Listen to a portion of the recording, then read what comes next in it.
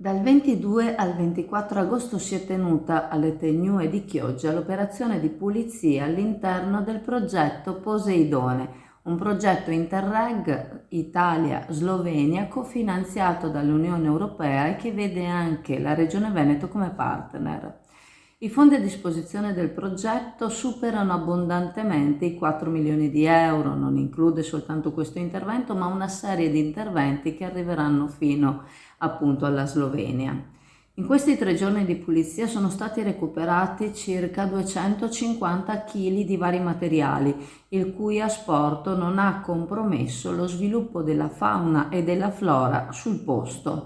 Sono stati raccolti e conferiti a Veritas, che poi provvederà allo smaltimento, reti, cordame, cavi, esche per pesca sportiva, contenitori, materiale da imballo.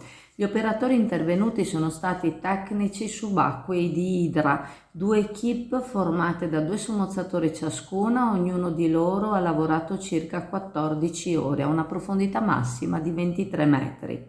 È stato ripulito circa il 70% dell'area scelta.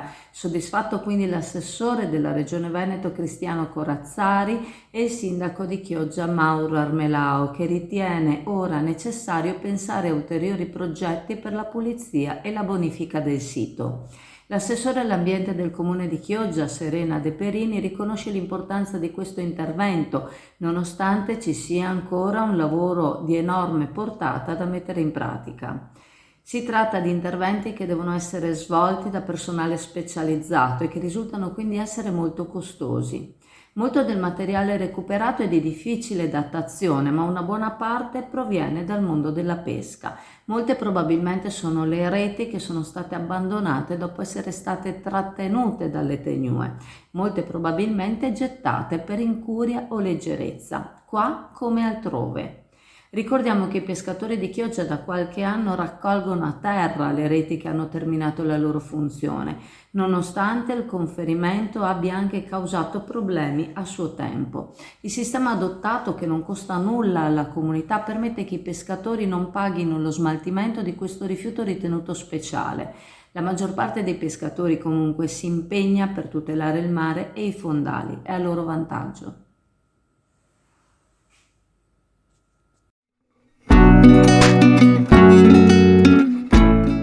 Preparati a gustare le specialità tradizionali e le novità esplosive che potrai trovare all'Indiga.